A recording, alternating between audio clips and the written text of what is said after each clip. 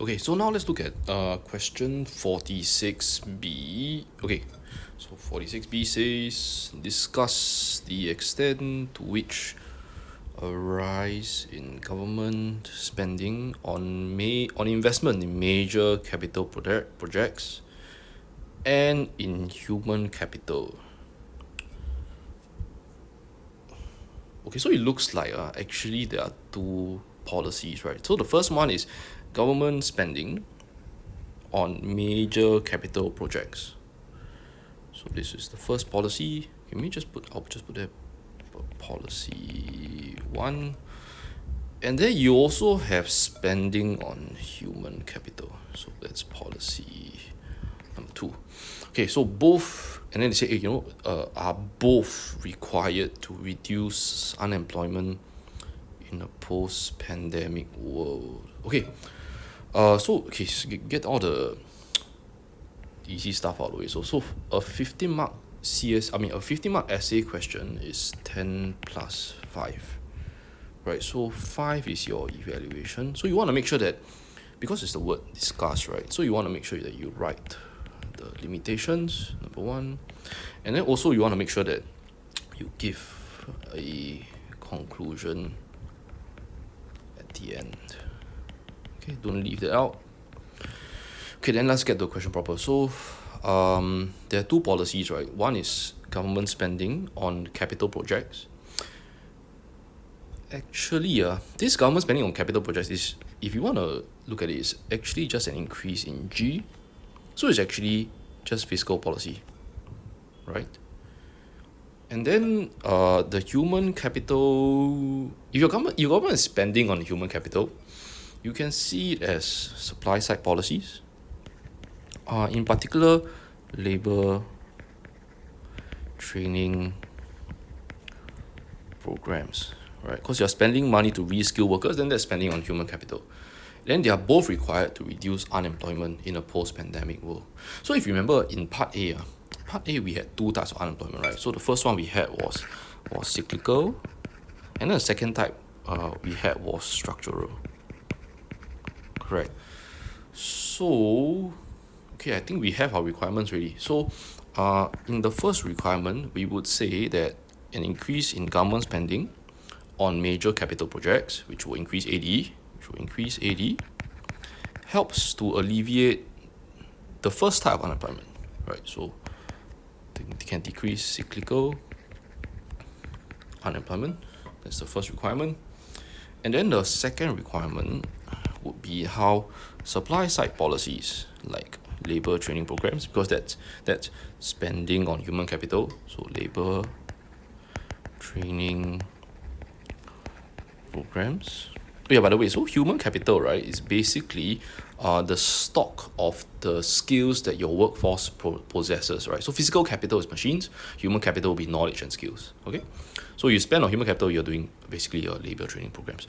So when you do that, then you will help to lower structural unemployment because you make the workers more occupationally mobile, yeah? So you decrease structural unemployment. Okay, I think we have R1 and R2. Okay, then let's begin with R1. So let me switch it to black color. Okay, so I want to talk a little bit about R1 first, okay? So when you want to explain a policy, you want to make sure that you do it systematically and thoroughly, right? So when you want to explain, okay, let me just put R1 first. Okay, so when you want to explain a policy, the first thing you want to do, okay, so you start off with the policy. Yeah, we start with the policy you want. So in this case, it will be fiscal policy, and then you want to make sure that you link it to AD. So make sure you link it to AD, and then we would draw the diagram.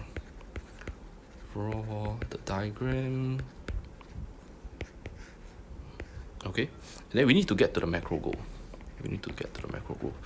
So the macro goal we're trying to achieve here, if you refer back to the question, it's to reduce unemployment, and specifically we mentioned, right, is to reduce cyclical unemployment. So the macro goal here is to reduce, in this question would be to reduce cyclical unemployment. Okay, yeah, so you want to follow these steps. Okay, then we can begin with the explanation. So we start with here. So maybe for the first thing you want to do is you want to describe the policy, right? So in this case, it'll be increase in G. So for when there's an increase in G, there are no technical terms. So if there's no technical terms, I think the best way to do it is to just give examples to elaborate. Give your examples to elaborate. So the first example that you can give, maybe you can say, oh, what are these government spending in major capital projects? Maybe you have Changi Airport, Terminal 5, right? So that's pretty huge capital outlay by the government. Upgrading of the Tuas shipping ports. So they're gonna move the shipping ports from Keppel, which is along Vivo City, they're gonna move it to Tuas. So they're gonna do major restructuring works there. So that's maybe example. So when you talk about G, there's no technical terms. Just have to give some examples that you know. Okay. So all this will constitute an increase in G, and then the increase in G, because G is component of AD will increase from AD naught to AD1. Okay, then our man will be here. Okay, so now you're here. So the next thing you do is you want to make sure that you draw the diagram. So just draw the diagram here. RMY GPL. So again, I'm going to give a very long runway here so that you got space to move, because you're going to draw the multiplier process, right? So you want to draw more runway. Okay, you can put it. Give more runway. Okay, so you start here, and then maybe just dash so they get smaller and smaller until finally it terminates 1 2 3, say 81 2 3 4, correct? Okay, then 4 here, why not here, and then let's have a common P because you need that spare capacity. Yeah. Okay, so after you draw the diagram, so that's done. Then next step is to make sure you explain the macro goal here. So you have two things you're going to say. We're going to use a little bit of the K process here because that's important. And then you're going to use the term again, labor is a derived demand, okay, as it is.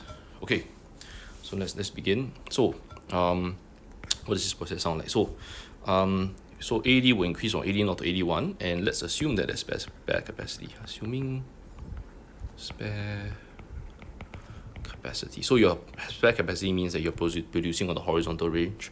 So then the increase in AD will start the K process. Okay, and the K process means that there will be unplanned decrease in firms' stocks and inventories. Stocks and inventories. Okay, then firms want to get their stocks back on track, right? So they would then increase production and hire more factors of production from households, right? So to replenish their stocks, they will increase the hiring of FOPs from households. Okay, then as the income of these households increase, they will increase their induced consumption, right? Because if you feel richer, you consume more, and then because one man's spending is another man's income, so you are spending more on someone else's goods and services, you increase the income of other households. So you create this very nice cycle of spending and respending.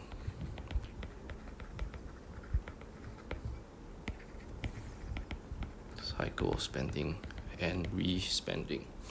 Okay, then what happens is that output will increase. And because labor is a derived demand for labor will go up, and then what happens? More workers are hired.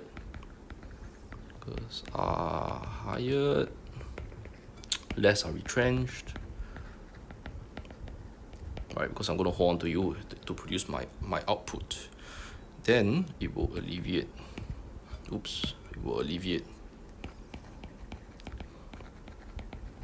cyclical unemployment. Yeah. So this is the first part. You're going to explain how the policy works. Okay, so that's R1. Okay, but then I also mentioned to you, I said, hey, you know, this is a discuss question. This is a discuss question. So you need to make sure that you give the limitations, yeah? Okay, so maybe let's run through some limitations that we can think of. Okay, how about I write the limitations in blue? Zoom in a bit more. Limitations. If this is so great, why don't everybody just do this? Okay, so the first reason is because some countries, you know, yours truly, has a small k. There's a small k. So the small k occurs because I think you guys know, so MPS is very high because of our compulsory savings scheme. MPM is also very high because we have no natural resources, we have a lot of FTA, so we import quite a bit. Yeah. So what collectively this means is that more income is withdrawn at each cycle of the multiplier, right? So every round, right, less is passed on to the next person because we pass most of it into savings and imports. Yeah. So more income is withdrawn each round of the K process. So there are smaller cycles of spending and respending, and so output does not increase as much compared to countries with a larger K. Okay, so this is one limitation you can write. Another one you can also write that because of the nature of our economy. Okay, nature of economy. So what this means is that, you know, if you look at our AD, most of it is not government spending.